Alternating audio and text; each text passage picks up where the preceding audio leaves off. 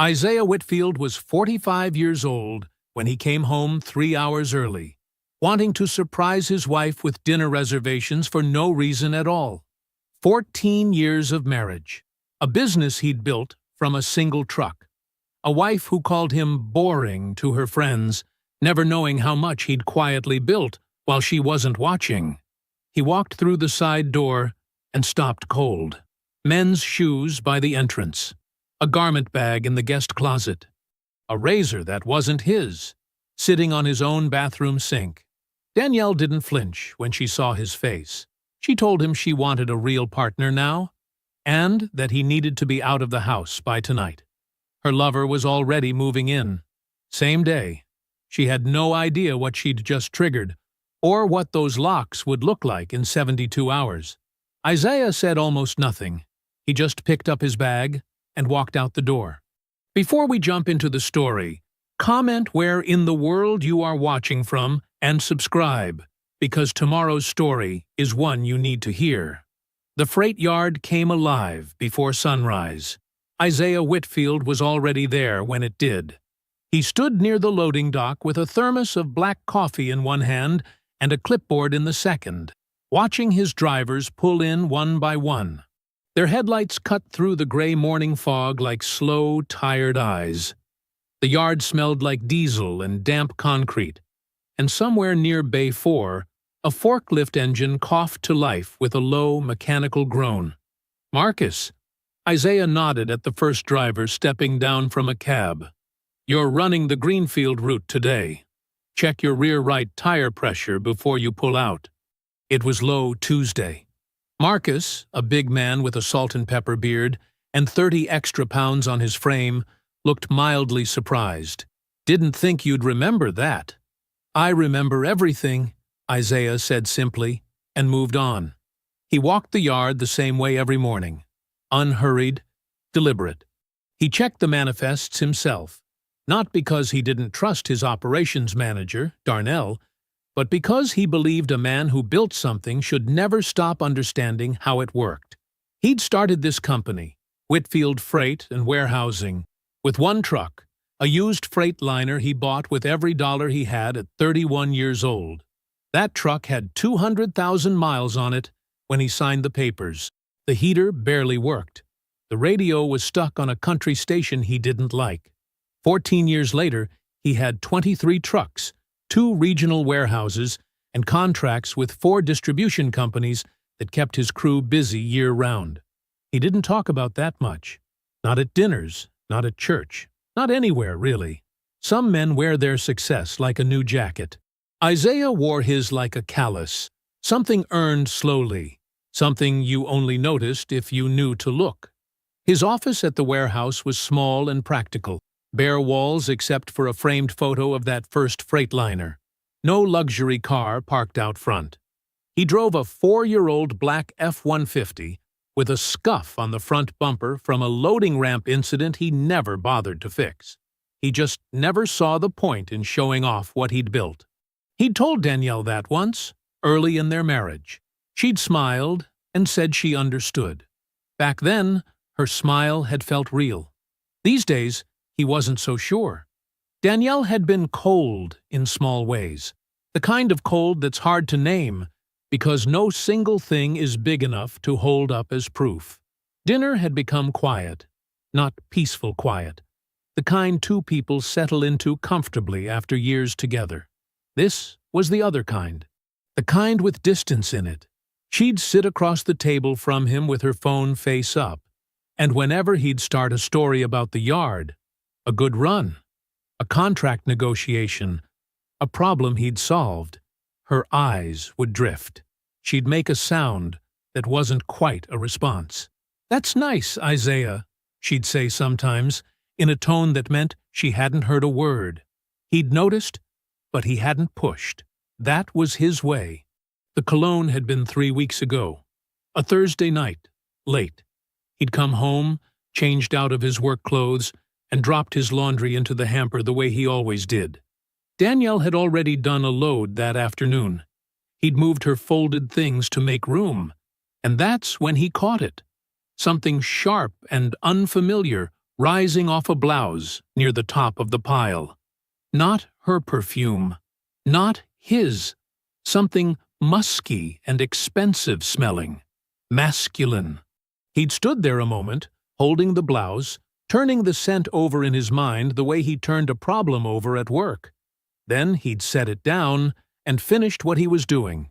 He noticed everything. That had always been true. But he'd learned a long time ago that noticing wasn't the same as knowing, and reacting to a feeling wasn't the same as having a fact. He needed facts. He always had. The leaving the house thing had started about 6 weeks before that. "I need to clear my head," she'd say, picking up her keys. No destination offered. No time given for when she'd be back. She'd return 2, sometimes 3 hours later, smelling like the outside air and whatever restaurant or wine bar she'd been to, and if he asked how her evening was, she'd say, "Fine, quiet," and go to bed. He let it go each time. He watched. He filed things away. He waited for something solid to land in his hands. On a Thursday morning in late October, standing under the yellow glow of the warehouse bay lights, with Darnell running through the weekly schedule, Isaiah made a quiet decision. He would skip his evening walk through. He would leave the yard by 5. He'd been moving through the motions of this marriage for months now, and maybe that was part of the problem. Maybe he'd been too steady, too in his routine. He knew a good restaurant downtown. A small place, soft lighting, the kind of table where 2 people actually had to look at each other. He'd call ahead and book it. He didn't text Danielle. He wanted it to be a surprise. He pulled into the driveway at 4:47 in the afternoon. The house sat quiet in the gray October light. A nice house. 4 bedrooms, brick front, a 2-car garage with a basketball hoop above the door that neither of them had used in years. He'd bought it in 2014. Cash down, no drama. Just signed the papers and handed Danielle the keys because she'd wanted this neighborhood specifically. He came in through the side door, the way he always did. He almost didn't notice the shoes. Almost. They were sitting just inside the entry. A pair of dark brown leather loafers, the kind with a tassel on top. Expensive, not his size, placed neatly against the wall like they belonged there, like they had always been there. Isaiah stopped. He set his keys on the hook. Slowly. He looked at the shoes for a long moment, then looked up at the guest closet door, which was slightly open. He walked over and pulled it the rest of the way. A garment bag hung from the rod. Black, zippered, full. A monogram on the front tag, PV, in gold lettering. 3 dress shirts hung beside it on wire hangers, sleeved in dry-cleaning plastic. He didn't move for a moment. Then he went upstairs. The master bathroom door was open. He walked in, and there it was, sitting on the edge of the sink, right beside his own things. A razor. A Merkur chrome handle with a fresh blade still in it. A can of shaving cream beside it, sandalwood scented, the lid left off. A man's toiletry bag unzipped on the counter. Isaiah looked at his own reflection. His face was still. His jaw was set, but not tight. He looked like a man doing math in his head. He heard her footsteps on the stairs. Danielle walked into the bedroom and stopped when she saw him standing in the bathroom doorway. For 1 second, just one, something flickered across her face. Not guilt, more like miscalculation. Like she'd expected to arrive home to an empty house and had to adjust. She recovered fast. "You're home early," she said. "I am." He didn't move from the doorway. She crossed her arms and stood straight. She was dressed nicely, hair done, a perfume he didn't recognize. Her expression settled into something flat and decided, like she'd been rehearsing this moment and wasn't going to let his early arrival take it from her. "Isaiah." She said his name, the way people say a word before a hard sentence. "There's something we need to talk about." "Go ahead." She met his eyes. "I've been seeing someone. His name is Preston Vance." No hesitation. No trembling lip. Just the facts, delivered clean and cold. I should have said something sooner, but I need you to know. I'm not confused about what I want. I want a real partner, someone who's actually present, someone who shows up for a life, not just a business. Isaiah said nothing. She kept going. The silence seemed to bother her more than any response would have. He's moving in. I know that's a lot to hear, but I've made my decision. I need you to get your things together tonight. You can come back for the rest when we've figured out the details. A long pause filled the room. Tonight, Isaiah said. Tonight. He looked at her for a moment, really looked at her. Her jaw was set. Her eyes were dry. She looked like a woman who believed she'd already won. He nodded once. Then he walked to the closet.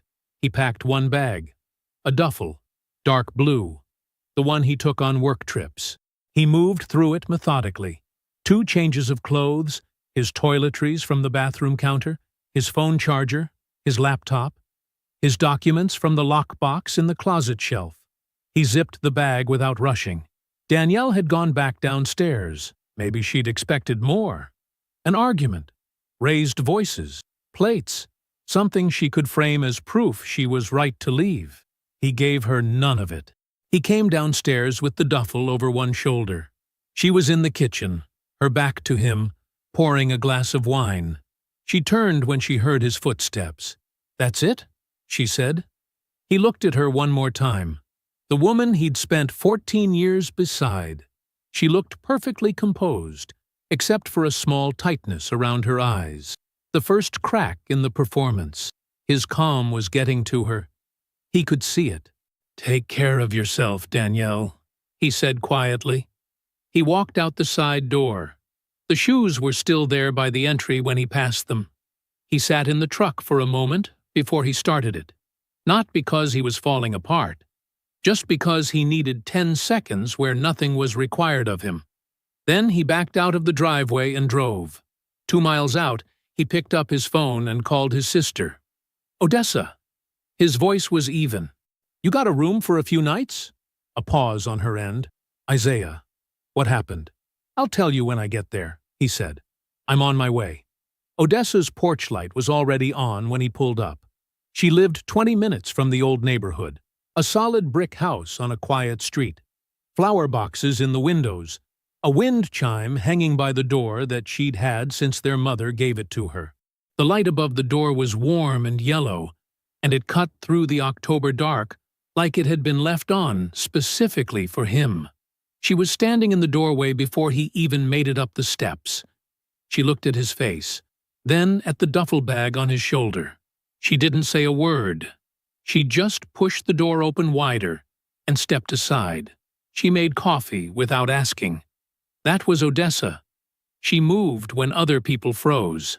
He sat down at her kitchen table, the same round oak table she'd had for 15 years, and he set his phone face down on the surface and just breathed for a moment. She put a mug in front of him and sat across from him with her own. "Talk," she said. So he did. All of it. The side door, the shoes, the garment bag with the gold initials, the razor on his sink. Danielle standing in the bedroom doorway, arms crossed, already decided, telling him she wanted a real partner and that Preston was moving in. Tonight. Same night.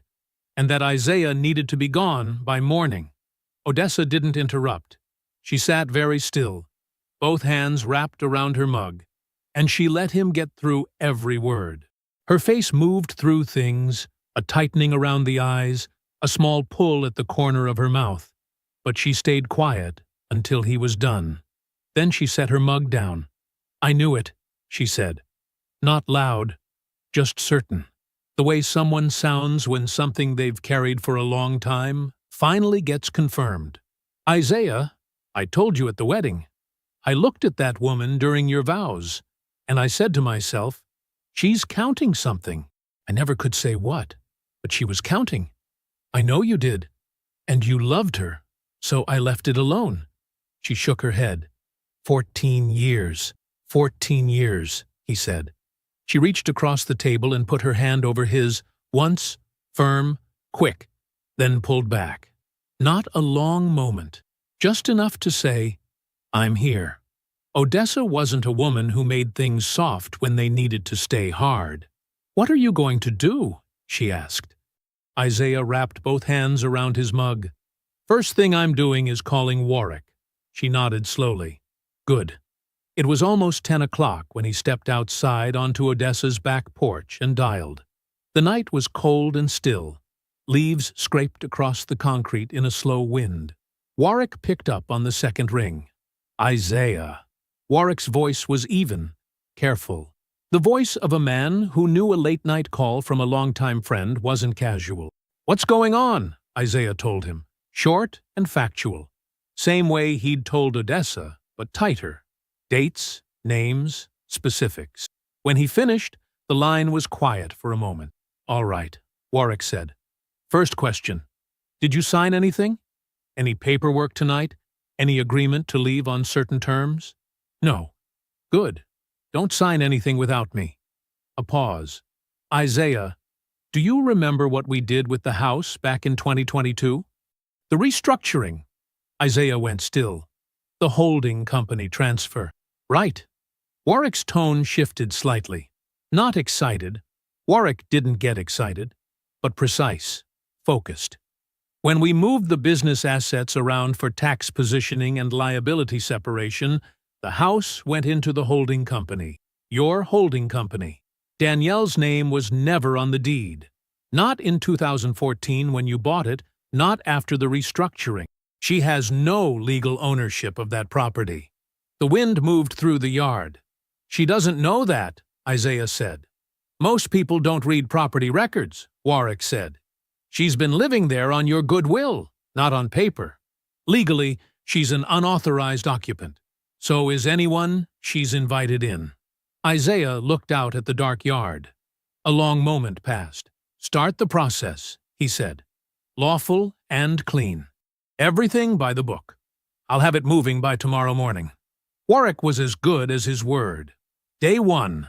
A licensed locksmith arrived at the house, dispatched through proper legal channels, paperwork in hand, and rekeyed every exterior lock. New deadbolts, new garage code, done before noon. Day 2. The utilities, electric, gas, water, were transferred out of the household account and into the holding company's name directly. Isaiah authorized it with a single phone call. By evening, the accounts were switched. Whatever Danielle thought she was managing, she wasn't managing anymore. Day 3. A sheriff's deputy posted a formal notice on the front door. Unauthorized occupancy. Vacate within 24 hours. It was laminated against the weather, taped flat against the brick. Impossible to miss. Isaiah didn't drive past the house. He didn't need to. His phone rang at 2:30 on the third afternoon. Warwick.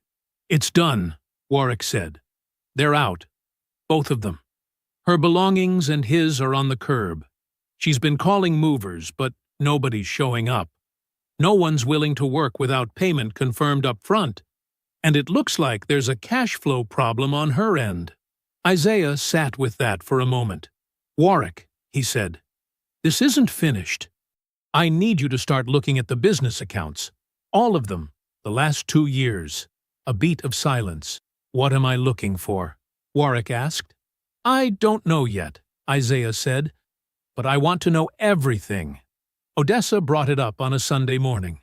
Isaiah was sitting at her kitchen table with a cup of coffee and the weekend paper, not really reading it, just giving his hands something to do.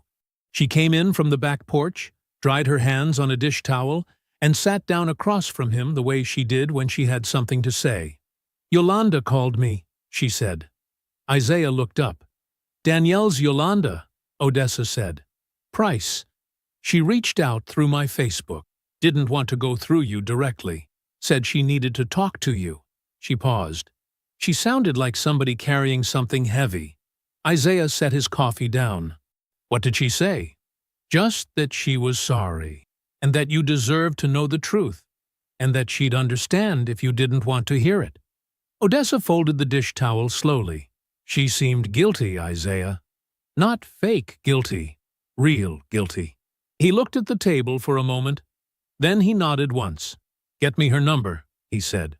They met 2 days later at a diner called Patton's on the East Side, a small, quiet place with vinyl booths and frosted windows, and a lunch crowd that minded its own business. Isaiah got there first. He chose a corner booth toward the back, away from the door, and ordered black coffee and nothing else. Yolanda arrived 5 minutes after noon. He recognized her from years of Danielle's birthday dinners and holiday gatherings. Tall, natural hair pulled back, wearing a dark green coat. But she looked different today. Smaller, somehow. She walked toward him like a woman approaching something she'd already rehearsed 3 times, and still wasn't sure about. "Isaiah?" She slid into the booth across from him. "Thank you for meeting me." "Thank you for reaching out," he said. Simple. He kept his voice level. She wrapped both hands around the menu without opening it. Her eyes were tired. There was something in them that wasn't quite grief, but lived right next to it. "I've been going back and forth about this for weeks," she said. "I want you to know that. I didn't want to make things worse. I just—" She stopped, pressed her lips together. "I kept thinking about you, and I couldn't keep sitting on it." "Tell me," he said quietly. She looked at him directly, then. "It wasn't 2 months," she said. The diner noise continued around them. Someone laughed near the front. Silverware clicked against a plate. Isaiah didn't move.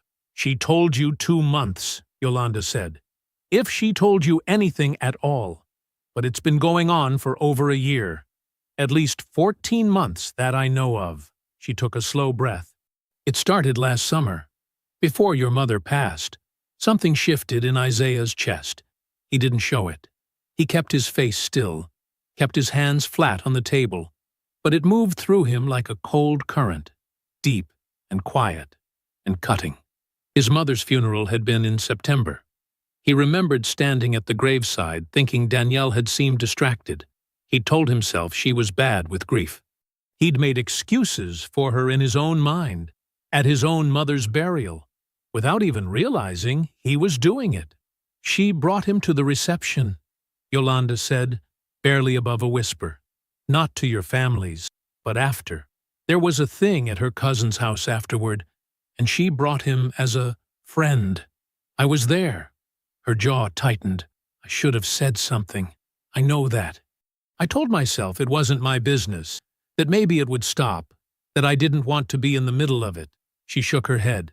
"But it didn't stop.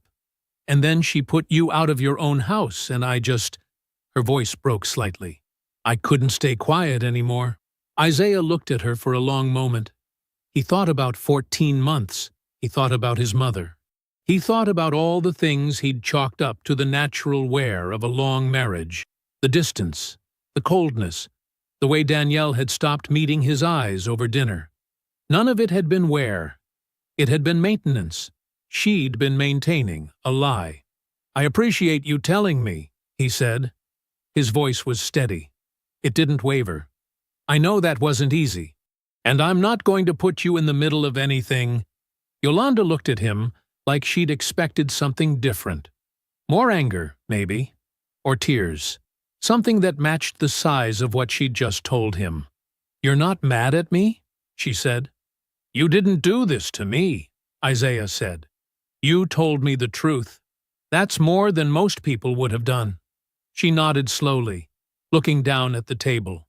They sat for another few minutes. He asked her a few quiet, careful questions. Just dates. Just what she actually knew firsthand versus what she'd heard. She answered everything she could. He didn't press her where she wasn't sure. When she left, she paused at the edge of the booth. "I hope things get better for you," she said. "I really do." "They will," he said. He drove back to Odessa's in silence, the city sliding past his windows in the late afternoon gray. That night, he opened a new folder on his laptop. He titled it simply, Documentation. Then he began typing. Dates, names, and every detail Yolanda had given him. Slowly, carefully, leaving nothing out. Warwick Bell's law office sat on the 4th floor of a narrow brick building downtown. the kind of building that had been there since before either of them was born. The elevator was slow, and the hallway smelled like old paper and coffee. Isaiah had walked that hallway more times than he could count. Contract signings, business restructurings, the deed transfer 2 years back that had, without either of them knowing it at the time, become the first wall in a fortress. He arrived at 10 on a Tuesday morning. Warwick met him at the door the way he always did. Firm handshake, no small talk, until they were seated. He was a careful man, precise the way a surgeon is precise, not because he was cold, but because he understood that looseness had consequences. His desk was the same organized surface it always was. 2 neat file stacks, a legal pad, a pen laid parallel to the edge. "Coffee?" Warwick asked. "Already had mine," Isaiah said. They sat down. "I want to look at the signatory records," Isaiah said. "Everything Danielle had access to. Business accounts, any office authorizations, all of it." Warwick nodded without hesitation. He'd pulled the files the day before, anticipating exactly this. That was the thing about Warwick. He didn't wait to be asked twice. He slid a manila folder across the desk. "I started pulling records yesterday when you called," he said. "I want to walk you through what I found before you look at the raw numbers." Something in his tone made Isaiah go still. "Talk," Isaiah said. Warwick opened his own copy of the file and turned it to face Isaiah. He pointed to a column of transactions, dates running down the left side, dollar amounts in the center, account references on the right. "These are transfers authorized through the secondary business account," Warwick said. "The one Danielle had signatory access to. It was set up for household-adjacent expenses, vendor invoices, minor operational costs, nothing that should have generated recurring outbound transfers like these." He tapped the page with one finger. "But starting about 18 months ago, they show up. Small, spaced out, 200 here, 350 there. Nothing that would have tripped an automatic flag." Isaiah leaned forward and looked at the column. The dates ran from early spring of the previous year through the last month, before Danielle lost her access when the lockout was filed. 18 months of small, quiet withdrawals, each one initialed with her signatory code. "Where did they go?" Isaiah asked. Warwick turned to the next page. It showed a receiving account, a business checking account registered to something called Vance Strategic Solutions, LLC, Preston. Isaiah looked at the name for a long moment. He said nothing. He turned back to the transfer column and read through every line, slowly, from top to bottom. The amounts varied, but the pattern was consistent, regular, deliberate. Not accidental rounding errors, not clerical mistakes. Someone had made these transfers on purpose, over and over again, across 18 months. "How much total?" Isaiah asked. $41,200, Warwick said. "Give or take." The number landed in the room like something dropped from a height. Isaiah sat back in his chair. He thought about Preston, the man who had moved his shoes into Isaiah's guest closet, his razor into Isaiah's bathroom, his whole convenient life into a house that was never available to him. He thought about what Yolanda had said. 14 months that I know of. He thought about the timeline, and now, looking at this page, the 2 pictures lined up exactly. The affair had started, and the money had started moving. Danielle hadn't just been sleeping with another man. She had been using Isaiah's own company to take care of him while she did it. "She used the business account," Isaiah said. Not a question. "Yes," Warwick said. "Her access was limited by design, but limited isn't zero. She found the ceiling, and she worked underneath it, consistently enough to stay invisible." Isaiah looked at the page again. He thought about the early mornings at the warehouse, the drivers he greeted by name, the manifest checks, the vendor calls, the years of careful, grinding work that had turned one truck into a regional operation. He thought about all of it being funneled quietly, $200 at a time, into an account belonging to a man who had never worked a real day in his life. Something moved through him that wasn't quite anger. It was colder than anger. More focused, he closed the folder. "I want every transfer formally documented," he said. "Bank records, timestamps, the full authorization trail, every piece of paper that connects her signatory code to that account." He looked at Warwick directly. "I want it airtight." Warwick was already writing. "In case it's needed for legal action," Isaiah added. "Understood," Warwick said. He didn't look up from the legal pad. His pen moved in steady, careful lines. "I'll have a complete package ready by end of week. Certified copies of everything." Isaiah nodded once. He looked at the folder sitting closed on the edge of Warwick's desk. $41,000. 18 months. Every transfer initialed in her handwriting. "Do it right," Isaiah said. "Always do," Warwick said. The call came on a Friday morning. Isaiah was at the warehouse, standing near the loading dock, watching a driver back a 40-footer into Bay 3. His phone buzzed in his shirt pocket. He checked the screen. "Warwick." "I need you to come in," Warwick said. "I ran the background check on Vance. There are some things you need to see in person." Isaiah watched the truck ease backward into the bay, slow and steady, the driver threading 40 feet of steel through a 12-foot opening without touching either side. "I'll be there at noon," he said. Warwick was already at the conference table when Isaiah arrived. Not his desk this time, the conference table, which Warwick only used when the material needed room to breathe. A second folder sat open at the far end. A printed report, several pages thick, was laid out across the middle. "Sit down," Warwick said. Isaiah sat. He looked at the report. Warwick pulled his chair around so they were both facing the same direction. "I ran a standard background check on Preston Vance as part of the embezzlement documentation," Warwick began. "Due diligence. I needed to confirm his identity, the LLC registration, whether there were any prior fraud findings." He paused. "What came back was more than I expected." He pointed to the first page. There was a name at the top. Preston Damian Vance, DOB March 14, 1986. Below it, a history organized by year, addresses, employment records, civil filings. "No stable employment history," Warwick said. The consulting LLC, Vance Strategic Solutions, was registered about 3 years ago. No clients on record. No filed business income. The address of record was a UPS store box. He let that sit for a second. Before the LLC, there's nothing. No W-2s, no payroll records, nothing that looks like a man earning a living. "So how was he living?" Isaiah asked. Warwick turned to the second page. "Through them," he said. There were 2 names on the page. 2 women, 2 separate cities, 2 separate timelines, each running about 2 years apart. The first was a woman named Carol Reeves, 52 years old at the time, a property manager in Charlotte.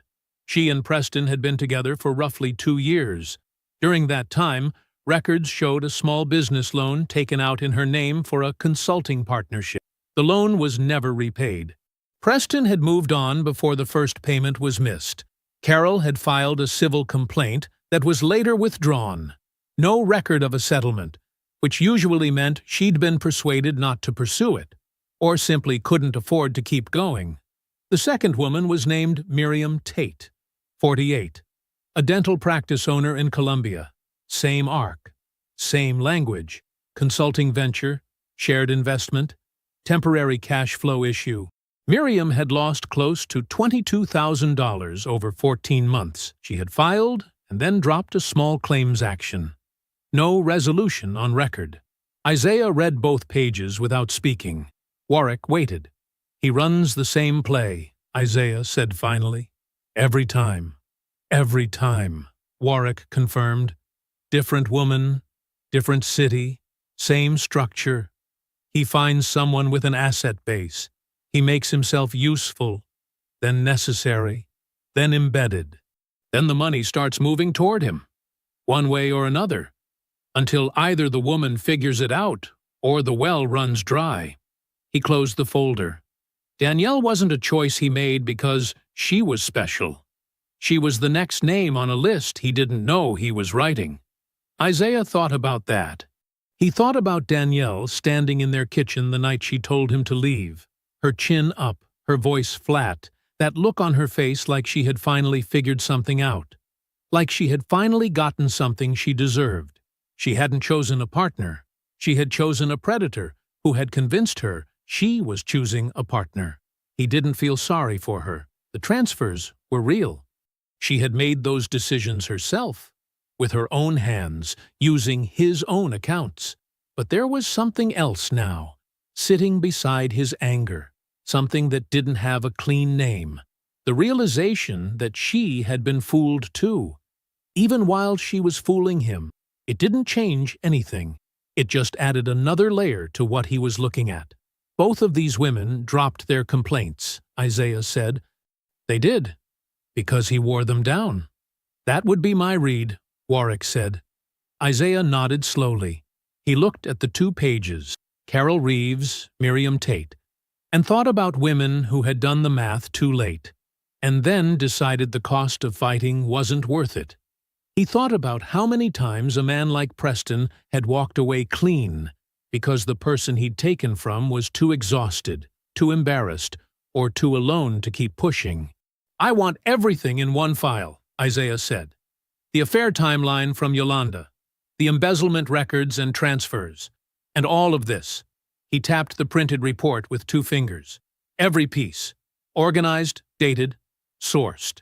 Warwick picked up his pen. One complete package, Isaiah said. I want it ready. I'll have it assembled by end of next week, Warwick said. Isaiah stood up from the table and straightened his jacket. Good, he said. The call came on a Tuesday. Isaiah was at his desk reviewing a fuel cost report when his cell phone lit up with Danielle's name. He watched it ring twice. Then he picked up. Isaiah. Her voice was soft, unsteady. Not the flat, certain voice she'd used when she told him to get out. This was something different, something practiced, he thought. But he didn't say that. I need to talk to you. In person. Can we meet somewhere? What about? He said. Everything. A pause. A small sound, like she was steadying herself. The house. Preston. I made mistakes, Isaiah. I know that. I was manipulated. He told me things, and I believed him. I wasn't thinking clearly. Isaiah leaned back in his chair. He looked at the wall across from him. A framed photo of his first truck hung there. A sun-faded Kenworth. The door panel still reading Whitfield Freight in hand-painted letters. Let me call you back, he said. He hung up and dialed Warwick. Warwick's advice was simple and immediate. Don't meet in person yet, not until we're ready. But a phone call, a recorded phone call, lawfully conducted, could be useful. He was calm, the way he always was when a situation required thinking rather than reacting. Tennessee is a one-party consent state. You can record any call you're a participant in without notifying the other party. If she wants to talk, let her talk. She says she was manipulated, Isaiah said. Maybe she was, Warwick said. In some ways, but that doesn't explain the transfers. Let her tell her version. People tend to reveal more than they intend to when they're trying to manage someone else's anger. Isaiah set up a callback with Danielle that same evening. He used a recording app Warwick had sent him a link to. Simple, clean, saved directly to a cloud folder Warwick could access. He sat at the kitchen table in Odessa's house, the room quiet, a glass of water in front of him he didn't touch. Danielle answered on the first ring. She cried, early on. Real tears or rehearsed ones. Isaiah couldn't tell, and decided it didn't matter. She said Preston had filled her head with ideas about the house, about her future, about what she deserved. She said she had felt invisible in the marriage for years. She said she'd made decisions she wasn't proud of. Isaiah let her talk. He said very little, just enough to keep her going. I know things got complicated, she said, with the accounts. I know how it looks. There it was. Isaiah kept his voice even. What do you mean, the accounts? I just mean I had access, and I used it in ways that maybe weren't. She stopped, adjusted. Preston said it was fine, that it was basically joint money anyway since we were married. He said, you'd never even notice. But you noticed, Isaiah said.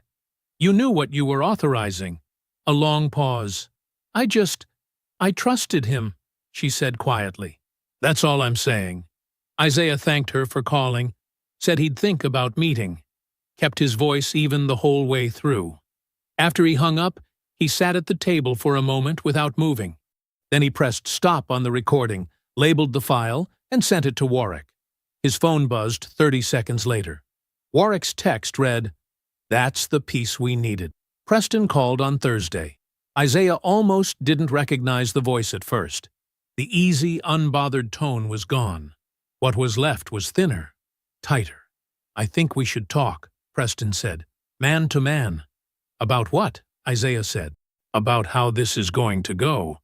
A pause, the kind meant to suggest wait. I've got people in your business circles who'd be real interested in some things I know about the way you run your company. Your character, how you treat people. Another pause. I'm not trying to cause problems. I'm just saying a conversation, maybe a quiet arrangement, might be better for everybody. Isaiah looked out the window of his office. A driver was crossing the yard below, clipboard under his arm. Okay, Isaiah said. Preston seemed to not expect that. There was a small beat of silence before he recovered. Okay? Set up a meeting, Isaiah said. You, me. We'll talk through it. You serious? I'm always serious, Isaiah said. I'll have my attorney present, just to keep things clean on both ends. Another pause. Longer this time. Fine, Preston said. Fine. Yeah. That works. After he hung up, Isaiah called Warwick. I need you to set a meeting at your office, he said. Danielle, Preston, you, and me. He kept his voice flat, the way he kept it when he was thinking several steps ahead. Tell them separately. Let them both think it's a chance to settle things. He could hear Warwick writing. How soon? Warwick asked. End of next week, Isaiah said. Give me time to look through the full file one more time. I'll reach out to both of them tomorrow, Warwick said. Good, Isaiah said. He set the phone down on his desk and pulled the fuel cost report back in front of him. There was still work to finish. There was always work. Warwick's office was not a dramatic place. It was quiet and clean. Dark wood shelves, a round conference table near the window, 4 chairs, a pitcher of water nobody touched. The kind of room where things got decided without being performed. Isaiah arrived first. He sat with his back to the window and his hands flat on the table. Warwick set a manila folder near his right hand and said nothing. They had already gone over everything the night before. There was nothing left to rehearse. Danielle came in at 10 past the hour. She was dressed carefully. Hair done, lipstick on, a blazer that said she wanted to be taken seriously. She looked at Isaiah when she walked in, and for just a second her eyes moved across his face, looking for something soft. A crack, an opening. She found neither. Isaiah, she said. Danielle, he said. She sat across from him and set her purse on the floor beside her chair, like she was settling in for a negotiation she expected to win. Preston arrived 7 minutes later. He came in like a man who believed he held cards, tie loose at the collar. That practiced easy smile still trying to do the work his charm used to do automatically. He looked at Isaiah, then at Warwick, then pulled out the chair next to Danielle and dropped into it. Appreciate you doing this, Preston said, directing it at Isaiah like he was the one doing a favor. Isaiah didn't respond. Warwick closed the door. Isaiah spoke first, and he spoke quietly. We're not here to negotiate, he said. I want to be clear about that before anything else. Nobody in this room is getting a settlement today. What's happening today is that I'm going to tell you what I know. All of it. And then we're going to talk about what comes next. Danielle shifted in her chair. Preston's easy expression didn't move, but his jaw tightened. "The affair started 14 months before you asked me to leave the house," Isaiah said. He looked at Danielle. "Not 2 months ago. Not recently. 14 months." He let that land. "It started before my mother's funeral." Danielle's eyes dropped to the table. "I have the dates," Isaiah said simply. Warwick opened the folder and slid a printed timeline to the center of the table. Dates, locations, cross-referenced text records. Isaiah kept going. "While the affair was running, you were using your signatory access to the company's accounts." He still looked at Danielle, calm, steady, like he was reading a weather report. 18 months of transfers, small amounts, consistent intervals, all authorized by you, all routed into an account connected to his consulting venture. He gestured once toward Preston without looking at him. "That wasn't an accident," Isaiah said. "That was a decision, made more than once." Warwick placed the bank records on the table. Printed, flagged, time-stamped. Preston leaned back. "Look, I don't know what she told you about how that money—" "I didn't ask you," Isaiah said. The room went still. Preston closed his mouth. Isaiah reached over and pressed play on his phone. Danielle's voice filled the room, her own words from the Tuesday call, clear and unmistakable. "I had access, and I used it in ways that maybe weren't. Preston said it was fine, that it was basically joint money anyway since we were married. He said you'd never even notice." Danielle's face went pale. "That's my voice," she said, barely above a whisper. "It is," Isaiah said. You recorded—" "One-party consent," Warwick said, from his seat at the end of the table. "Even. Professional. Entirely lawful."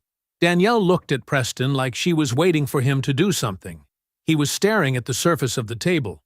Isaiah wasn't finished. "Before Danielle," he said, turning to Preston now, "there was a woman named Carla Rhodes. Before that, a woman named Sonia Merritt." He watched Preston's face carefully. Something moved behind the man's eyes. Not guilt, exactly. Recognition. The recognition of someone who understands they've been found out. Both relationships ended the same way. Consulting debts.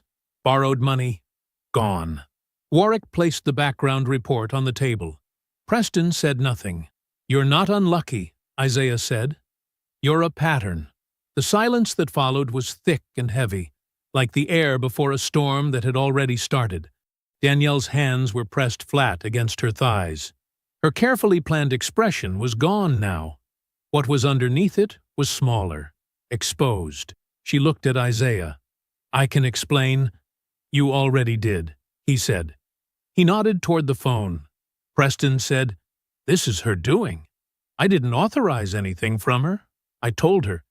"You told her you'd never even notice," Isaiah said, his own voice still flat. "That's on the recording, too." Another silence. Isaiah looked at Danielle directly. "Here's where we are," he said. "You have 2 options. 1, I file embezzlement charges against you through the company. Formal, criminal, public." He paused. 2, you sign over every remaining claim to shared assets. All of it. And you cooperate fully with restitution. His eyes didn't move from her face. "I need your answer before you leave this room today." Danielle sat with the 2 options hanging in the air between them. She didn't move for a long moment.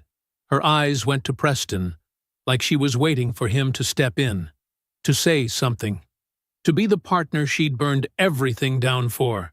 Preston was studying his own hands. That was her answer about him, right there. She just didn't want to see it. Isaiah waited. He was good at waiting.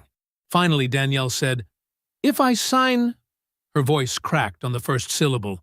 She steadied herself and tried again. "If I sign, you drop everything. All of it." "The company won't pursue criminal charges," Isaiah said. "That's what's on the table." "And my job?" she asked. Isaiah looked at her evenly. "The restitution agreement requires formal notification to any parties with a financial interest in the findings. That includes your employer. Her face went white. Isaiah, you used a company account, he said. 18 months. That's not a personal matter I can keep private. Danielle pressed her fingers to her mouth. Her jaw worked like she was searching for another angle, another door, another version of this moment where something went differently. There wasn't one. Warwick slid the documents across the table without a word. A pen followed. She stared at the papers for a long time. Long enough that Preston shifted in his chair, impatient. You should sign it, Preston said, low and flat, already moving toward the exit in his mind. She looked at him like he'd struck her. Then she picked up the pen and signed. Warwick notarized everything before either of them left the room. He collected the documents with the same quiet efficiency he brought to everything. No satisfaction on his face, no commentary, just procedure done properly. Isaiah said nothing to Danielle as she gathered her purse and stood. She paused at the door once, hand on the frame. He thought for a second she might say something, some last bid for acknowledgement, some version of, "I'm sorry." She walked out without a word. Preston followed without looking at Isaiah at all.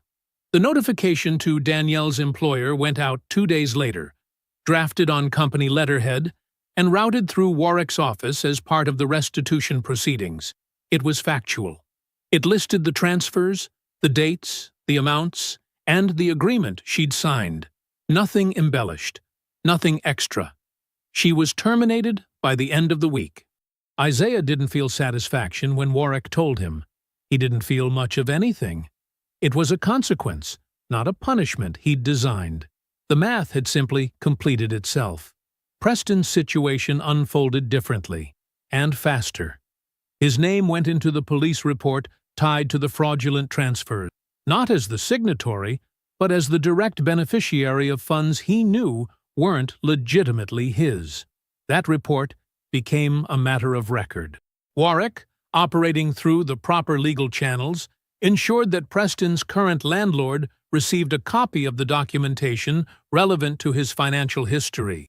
2 of his remaining business contacts, men who'd been considering bringing him on for a project, received the same background report Isaiah had reviewed in Warwick's office weeks ago, the one with Carla Rhodes's name in it, Sonia Merritt's name in it. Isaiah didn't post anything online. He didn't make calls designed to humiliate. He simply made sure the truth was accessible to the people who had a right to know it. What they did with it was their own business. Preston was gone within 5 days. No forwarding address. No goodbye to Danielle, from what Odessa heard through Yolanda. He simply stopped answering her calls and disappeared the same way he'd arrived, smoothly and without accountability, looking for the next soft landing. Except now there was a paper trail that would follow him. Isaiah figured that was enough.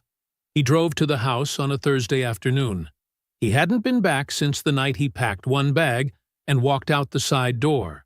That had been weeks ago. It felt longer. It felt like something that had happened to a slightly younger version of himself. The locksmith had changed the locks back on Warwick's order. The utilities were in the holding company's name. The sheriff's notice was long gone from the door. From the outside, the house looked exactly as it always had. Brick front, 2 maples in the yard just starting to turn at the edges. The driveway cracked in the same spot it had always been cracked. He pulled in and turned the engine off and sat there. The maples moved a little in the wind. Somewhere down the block, a dog was barking at something it would never catch. Isaiah got out of the car slowly. He stood at the end of the driveway with his hands loose at his sides and looked at the house for a long time. The windows, the front door, the roofline against the gray October sky. It was his. It had always been his. Not because of the deed, though the deed was clear. Not because he'd won, though the outcome was not in question. His because he'd built the kind of life that produced it. His because he'd shown up every day for 20 years and done the work quietly and without needing applause. The tightness he'd been carrying in his chest the one that had taken up residence the evening he packed that bag, loosened. Not all the way, but enough. He stood there until the wind picked up and the lights started to change. Then he walked to the front door, put his key in the lock, and went inside. The master bathroom had new tile.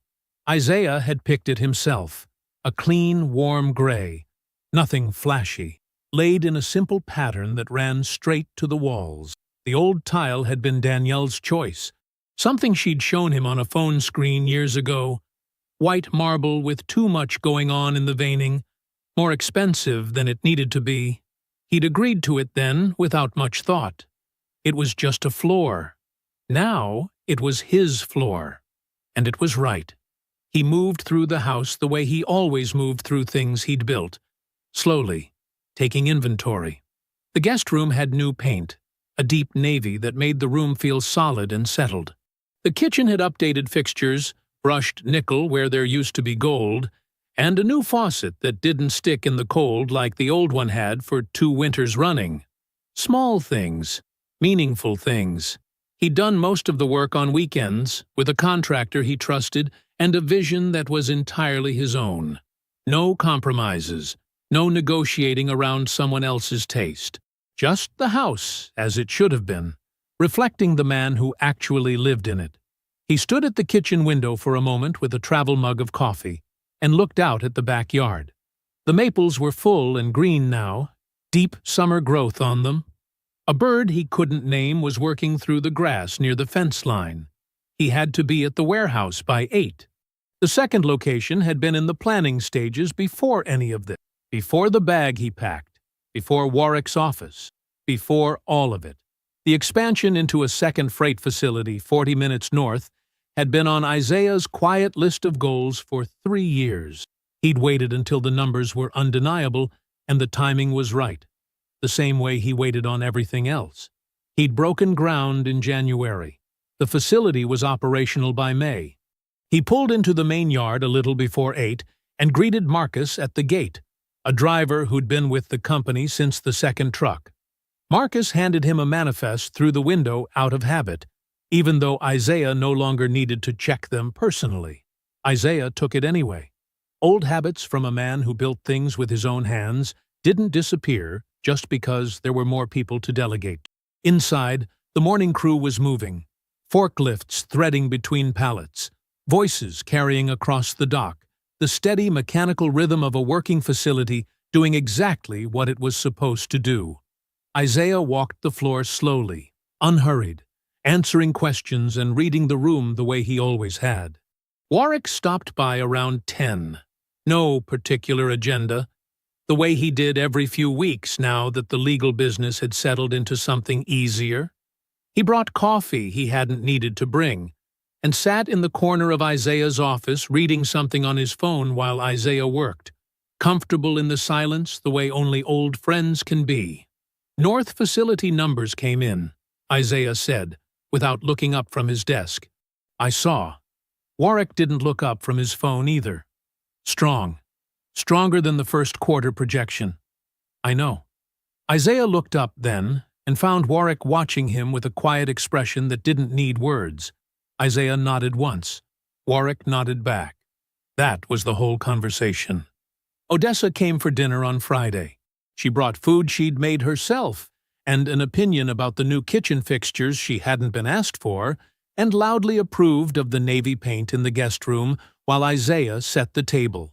She was loud and warm, and exactly what she'd always been, and when she sat down across from him, she looked at him the way she had since he was a boy, like she could see straight through to whatever was actually going on. You look different, she said. I look the same. You look like yourself, she said. That's different from how you looked a year ago. He didn't argue with that. Her name was Renee. She worked in logistics consulting, unconnected to his company, and she had found out what he did for a living roughly 6 weeks into knowing him. Not because he hid it, but because it simply hadn't come up. She asked him questions about his work with genuine curiosity and zero calculation. She laughed at things that were actually funny. She had her own life, her own opinions, her own plans. She wasn't in a rush to be anything to him. Neither was he. But there was something there, something quiet and unhurried, and he was paying attention to it. He thought sometimes about the patience it had taken. Not the patience of waiting for Danielle and Preston to face consequences.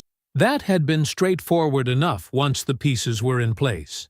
He meant the deeper patience, the discipline of not reacting on fire, of letting the truth surface on its own schedule, rather than trying to drag it into the light with his bare hands.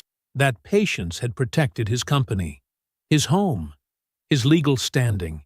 Everything he'd built over 20 years had stayed intact because he had refused to let his anger lead. That was worth sitting with. Danielle's apartment was on the third floor of a beige complex, off a service road on the east side of the city. She was on the couch when the local evening segment came on. The news anchor's voice filled the small room, bouncing off walls that were still mostly bare 8 months in. Regional Freight and Warehousing Company Whitfield Logistics announced the full operational launch of its second facility this week, with company founder Isaiah Whitfield citing a long-term expansion plan that she didn't change the channel. She didn't move. The segment ran for 2 minutes and 12 seconds. Her name was not mentioned once. I hope you enjoyed that one. Be sure to like the video and subscribe so you don't miss the next story. I've picked out 2 more for you that I think you'll really like.